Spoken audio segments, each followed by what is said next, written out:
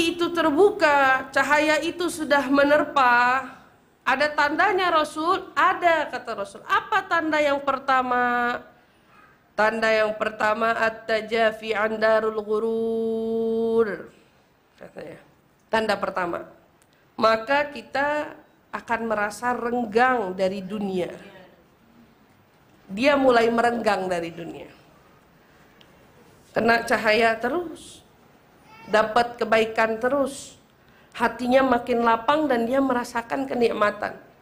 Maka saat itu berbarengan dia renggang dengan dunianya, sama dunia. Tadinya dunia dikejar, sekarang renggang. Kalau dulu ngejernya kenceng, sekarang jalan biasa aja, jalan biasa. Dia mulai renggang, bahkan dengan teman-teman dunianya. Renggang. Sebabnya ternyata cahaya itu udah masuk. Duduk sama teman-temannya udah lagi, ini bukan saya banget nih. Saya udah mulai nggak nyaman nih. Padahal dulu dia yang paling vokal buat ngajakin. Sampai temannya terus bilang, saya kangen sama kamu yang dulu, yang asik katanya, yang enak diajak jalannya.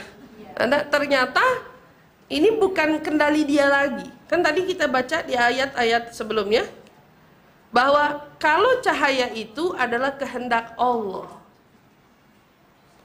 maka datangnya perasaan kamu seolah sudah tidak lagi gencar mendekati dunia, kamu menjadi renggang dengannya, dengan komunitasnya, dengan penghuninya, dengan segala hal yang berbau-bau terkait dunia, kamu menjadi renggang. Itu sudah kehendak Allah untukmu. Allah emang lagi merenggangkan kamu. Kayak orang tua gak sadar, anaknya gak sadar, lagi dijauhin dari teman-temannya yang salah. Kamu mulai gak nyaman. Duduk sama ini gak enak. Kerja tadinya sampai 8 jam. Seminggu bisa dibilang 7 harinya kerja. Betul-betul deh itu istilahnya. Tapi begitu cahaya ini mengena ke dalam dirinya, kepada hatinya khususnya, masuk ke dalam hatinya, seminggu 3 kali aja. Mau kemana? Kajian. Mau ngaji, mau taklim. Dia mulai renggang sama dunia. Sampai orang bilang, ini loh, pesanan loh, job lumayan loh. Udah deh, ambil aja. Karena dia renggang dengan dunia, bahkan dia merasakan tidak lagi sayang dan cinta kepada dunia. Renggang. Ibu tahu kan kalau renggang sama orang, ada temen kita toto datang, si itu temen kamu ya? Iya. Aneh pengen deket, karena ibu udah renggang, deketin aja, ambil aja. Coba kalau waktu deket, begitu tuh saya mau deket juga dong sama teman kamu, ngapain nih orang? Bisa-bisa kalau ibu adalah orang yang posesif, kadang teman saya, kamu repot amat deketin temennya, deket aja sono sama yang lain. Istilahnya itu salah. Melakukan perbuatan itu kalau terkait dengan pertemanan ya salah. Tapi kiasannya dunia, siapa sih yang kagak cinta? Tapi kalau Allah sudah bikin renggang, cuek aja. Kalau kemarin dapat kerugian, itu bisa nggak tidur 3 hari 3 malam. Marah-marahnya berkobar-kobar luar biasa. Begitu hati itu sudah masuk cahaya, karena dia renggang, kehilangan, ya pasti diganti sama Allah. Amin. Nyikapinnya sederhana banget, sepele banget. Kenapa? Karena ini nggak main-main. Cahaya Allah loh yang masuk ke hati. Beda. Jadi secara otomatis dia renggang sama dunia. Itu tanda pertama. Tanda kedua, kata Rasul sallallahu alaihi wasallam, wal inabah ila darul khulud. Maka setelah dia merenggang, dia lebih memilih akhirat, tempat abadi dia kelak. Dia udah tahu nih, dunia sifatnya sementara. Dunia itu hanya sesaat. Maka dia mulai sadar menyia-nyiakan waktu hanya untuk mengejar sesuatu yang sesaat adalah kerugian yang besar. Dia mulai sadar, saya nih selama ini salah ngejar. Yang harusnya saya kejar itu kan akhirat. Mulai Allah sadarkan, nah, fokusnya sama akhirat aja. Ingatnya akhirat aja. Kalau mau ngelakuin apa-apaan, cari keuntungan akhiratnya. Jangan cuman nyari keuntungan dunianya. Allah sadarin. Ingatnya sama akhirat terus. Kalau dulu sholat telat, cuek aja. Dulu bangun subuh bablas, cuek aja. Tapi sekarang udah gak bisa begitu. Sholat kalau tidak di awal waktu gelisah. Ayo sholat dulu deh biar tenang. Ayo daripada ngobrol, daripada makan, mendingan kita sholat dulu. Nih, tanda cahaya udah masuk ke hati. Kalau kemarin subuh bablas gitu aja, tenang kan tinggal kodok. Enggak, sekarang udah tahu nih, emang kalau tidur bablas. Alarm tiap mau tidur, ya Allah belum pasang alarm, buruan nyalain alarm. Pikirannya udah bukan tentang enaknya dunia, tapi emang selalu dia utamakan akhiratnya. Akhirat. Dia cari tentang akhirat. Semuanya dikaitkan dengan akhirat. Ternyata sebabnya apa? Cahaya itu sampai ke hati kamu. Kamu udah mikirin tentang kira-kira nanti saya di akhirat gimana ya? Kira-kira nanti kalau saya di alam kubur gimana ya? Wah. Karena udah mikirnya kembali aja. Kalau dulu waktu di dunia lupa sama yang namanya mati. Lupa dia. Nggak inget, bahkan udah kayak yang bakal hidup sampai 70, 80, 100 tahun mungkin. Dengan segala persiapan yang dia siapkan di mana? Di dunia. Tapi begitu ingat akhirat, kadang-kadang nih cahaya ini masuk nggak melulu sama orang-orang tua, bahkan anak muda pun bisa merasakannya.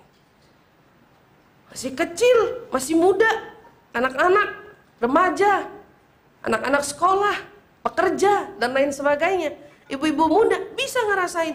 Ya Allah, kok mikirannya sama dunia jangan terlampau, ingat akhirat, kalau mati mau bawa apa, mikirnya gitu terus. Kenapa? Orientasinya udah tentang akhirat. Maunya saya deket gak ya nanti sama Nabi, saya kira-kira kalau masuk surga di mana ya? Ya Allah, ngerasain panasnya dunia aja gini, gimana akhirat ya? Tinggal ngomongin akhirat mulu. Beda. Itu cahaya berarti masuk. Yang ketiga, ini tahapnya Bu. Berarti kan yang pertama renggang dari dunia. Habis renggang dari dunia, dia itu ingat pada akhirat. Yang ketiga, wal isti'dad lil mauti qabla nuzuli. Dia akan berubah. Perubahan akan nampak begitu sangat karena dia akan sibuk berbekal. Untuk apa? Untuk kematian. Dia berbekal untuk kematian. Kapan kematiannya datang nggak tahu, tapi kerjaannya berbekal. Nah, nyibukin diri. Zikir, amalan, sedekah, infak. Nggak mikirin tentang yang dititip di dunia, tapi dia mikirin tentang yang dititip sama Allah. Ternyata semua ini sebabnya dari mana asalnya? Dari cahaya yang sampai masuk ke dalam hati. Kalau orang sudah merasakan renggang pada dunia, kemudian dia merasa condong terhadap akhirat, lalu dia merubah dirinya untuk bersiap bertemu dengan kematian, udah pasti orang yang begini orang paling tenang yang hidup di dunia. Gak bakal lagi tuh ketakutan kapan matinya. Kenapa? Karena emang udah siap-siap. Ibu kayak orang mau pergi, udah tahu bakal pergi. Mau kemana? Mau ke puncak. Siap-siap aja. Kapan aja dapat panggilan, udah siap. Dia udah prepare, nih barang yang mau dibawa, ini tempatnya, ini barangnya, ini bajunya, ini makanannya, ini persiapannya. Begitu di calling, tinggal jalan. Perumpamaan orang hidup di dunia kan gak dikasih tahu kapan kematiannya.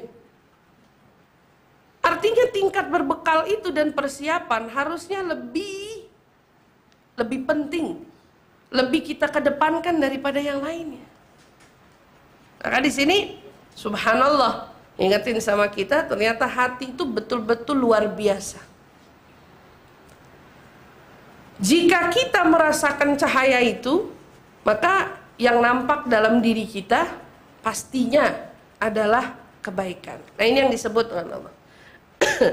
Kalau sudah cahaya itu masuk, maka yang akan terucap dari lisannya cahaya.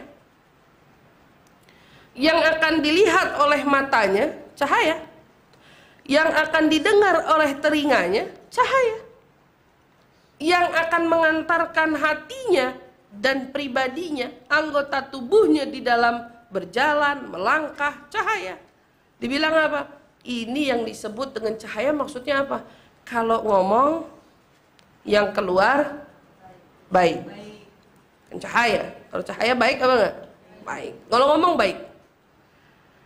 Kalau melihat baik. Yang dicari baiknya.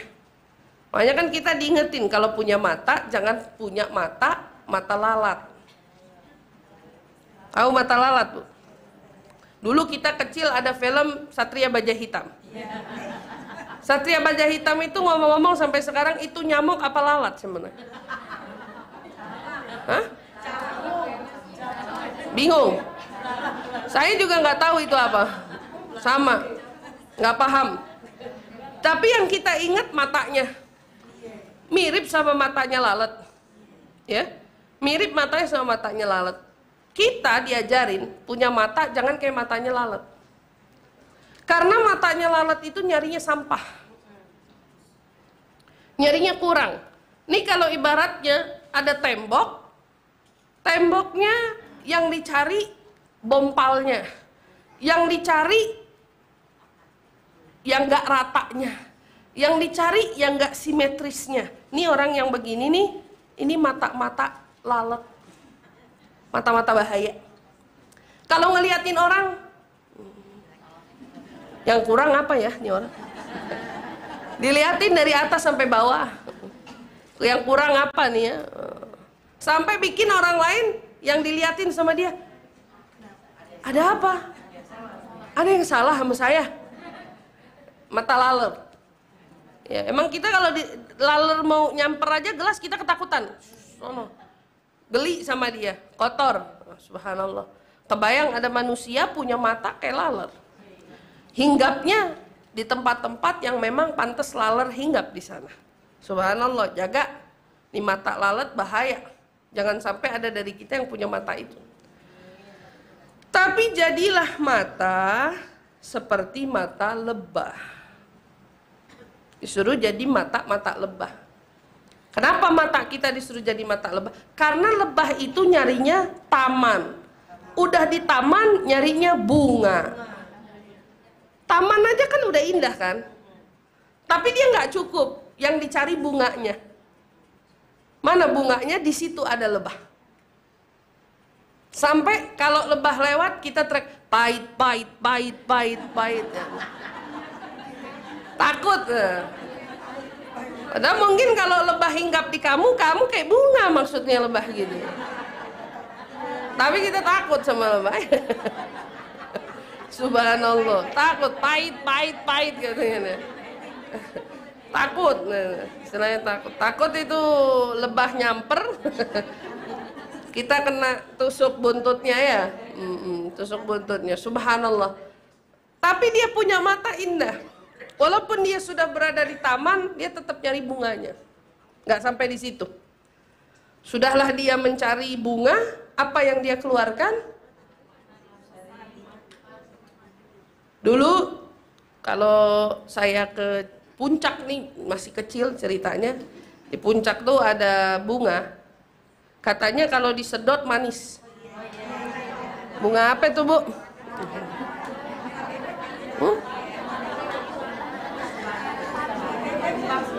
Kira-kira anak sekarang ada yang nyobain apa kagak ya? Gak ada. Gak ada yang nyobain. Main game mulu soalnya ya. Dulu ya, saya ingat banget masih kecil, kalau pagi-pagi gitu bangun tidur habis sholat subuh gitu keluar cari taman ada bunga-bunga. Kata sepupu-sepupu yang lain bilang bunga itu kan manis, wah semuanya berebutan cari bunga sambil disedotin, manis gitu ya, rasanya manis, masya Allah. Setiap yang indah pasti akan mengeluarkan indah. Ya, ibaratnya kiasan, bila hatimu indah, maka yang akan kau keluarkan darinya pun indah. Ucapanmu, cara pandangmu, segala yang kamu dengar hanya kau akan serap yang baik saja. Kemarin guru saya Sayyidil Habib Umar ceritanya menerangkan tentang satu bait qasidah, khudh ma safah wada'il kadar, katanya. Ambil yang baik, ambil yang jernih, tinggalkan yang keruh. Sederhana, tapi beliau butuh mensyarahkan itu kurang lebih 48 menit sampai 50 menit. Itu ngomongin khudh ma safah wada'il kadar. Ambil yang jernih, buang yang keruh. Wah, dijabarin dengan begitu sempurnanya oleh beliau. Ambil setiap ucapan yang baik aja, yang lain ignore. Saya nggak terima. Ada orang ngomong yang baik, ambil. Begitu udah mulai ngomong yang nggak enak, ngomong sama otak kamu, reject, nggak boleh masuk. Hati kita begitu. Begitu kamu melihat sesuatu yang enak, tangkap, jadikan ia bagian dari memorimu. Tetapi jika kamu lihat sesuatu yang tidak enak, reject. Itu nggak pantas. Kamu punya handphone. Yang kamu foto apa? Apa? Yang indah apa yang buruk? Indah. Pernah ada orang moto sampah? Ada misalnya buah busuk foto, atau dia begitu lihat bunga pengen moto? Masa handphone lebih cerdas dari kamu? Handphone cuman kamu hanya mau menyimpan di memori handphonemu sesuatu yang bagus. Lalu mengapa kau simpan di hatimu hal-hal yang tidak baik? Kata-kata orang, perbuatan orang, sikap orang begitu melekat dalam ingatan kita sampai mati gak bakal aneh lupa tuh. Tuh dulu tuh dia dulu tuh pernah, subhanallah. Kita kalau dapat pesan masuk gak penting, delete. Ada foto muka kita jelek, hapus. Gak terima kita. Kalau orang jelek ente simpan, besok ulang tahun dia kapan? Anak mau posting. Kalau giliran dirinya dihapus. Nggak demen ngelihat dirinya bagus, jelek. Nggak mau. Handphone lebih pintar dari kamu. Tapi herannya kok kita kalau ngelihat sesuatu yang nggak indah, nggak bagus, disimpan itu dulu. Tuh kemarin dia pakai kerudung miring tuh. Subhanallah. Orang mah inget yang enak-enak aja. Dilihat juga yang baik-baik aja. Jangan ngeliat atau menangkap sesuatu yang buruk. Kan dibilang, makanya punya mata jadi mata lebah. Cari yang bagus, cari yang indah.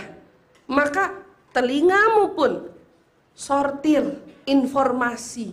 Jangan kau terima kecuali berfaedah. Ini, telinga. Ada berita nih. Tunggu. Berita apa dulu? Ada nggak yang pernah nanya begitu? Tunggu, berita apa dulu? Tapi biasanya manusia spontannya. Ada berita apa? Cepetan cerita. Oh seru nih kayaknya nih. Tapi kalau dia mau menjaga telinganya, ada cerita apa dulu? Baik atau berita apa dulu? Baik, buruk. Tambahin, manfaat kagak? Kalau enggak, jangan cerita deh mendingan. Sia-siain telinga aja. Ini telinga ini kan sesuatu yang punya gunanya kuat, Bu. Asal Ibu tahu. Kenapa kita dalam sholat dianjurkan kalau baca itu kuping dengar? Ibu belajar fikih kan? Di dalam fikih dianjurkan kalau kita sholat, baca surat Al-Fatihah, takbiratul ihram, dan bacaan-bacaan lainnya, telinga ini harus dengar. Bacanya pelan, sendiri, bukan secara terang-terangan. Tetapi yang dibaca didengar telinga, bukan didengar tetangga, bukan. Beda ya. Kalau kita sholat berjamaah, maka imam membaca untuk didengar yang lainnya. Tapi kalau kita sholat sendiri, yang dengar kita sendiri. Bismillahirrahmanirrahim. Alhamdulillahirrabbilalamin. Telinga kita dengar. Apa bedanya? Kalau orang baca, tapi tidak didengar telinga. Apa bedanya? Beda. Kalau kamu baca telinga tidak dengar, kamu hanya dapat satu sengatan listrik di dalam dirimu. Energinya cuma satu suplainya. Energinya cuma satu.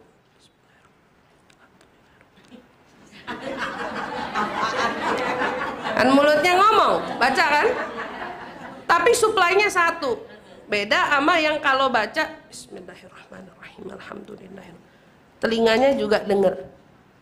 Dia punya dua suplai energi.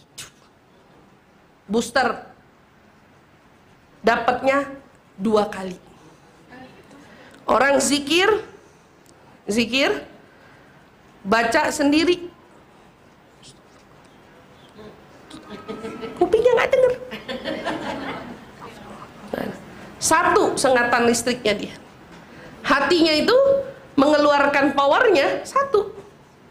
Tapi begitu kamu baca astagfirullah, astagfirullah, astagfirullah, kupingnya dengar, suplainya 2, sengatannya 2. Makanya penting kalau zikir itu, ya kan katanya suruh hati ikut. Gimana hati ikut, mau kenceng ikut kalau cuman mulutnya yang komat kamit? Mau cepet kan sampai ke sini, mau cepet kan dirasa ke sini. Makanya saya jadi bingung, heran sama orang yang begitu sholat dari awal sampai akhir diem doang.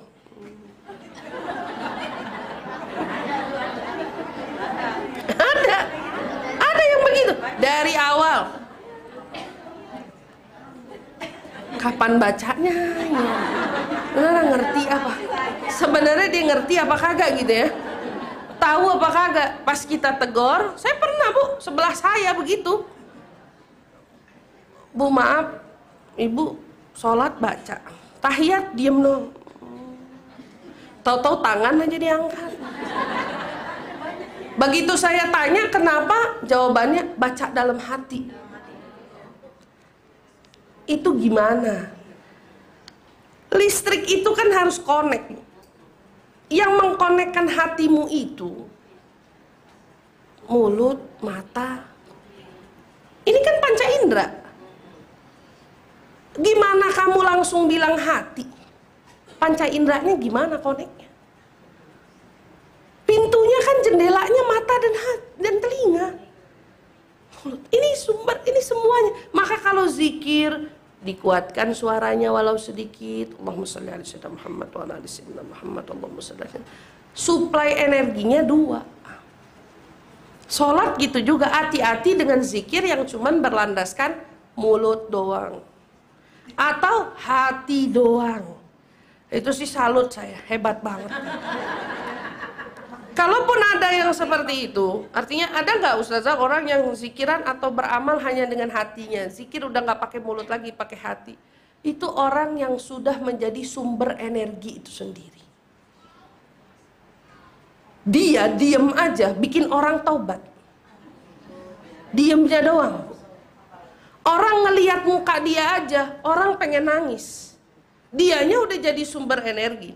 Sangat positif dirinya, sangat-sangat mempengaruhi energi itu kepada orang lain di sekitarnya. Jadi ibu kalau sudah berada level itu, ibu mau jadi yang begitu silahkan. Tapi kalau belum, maka berusahalah lebih.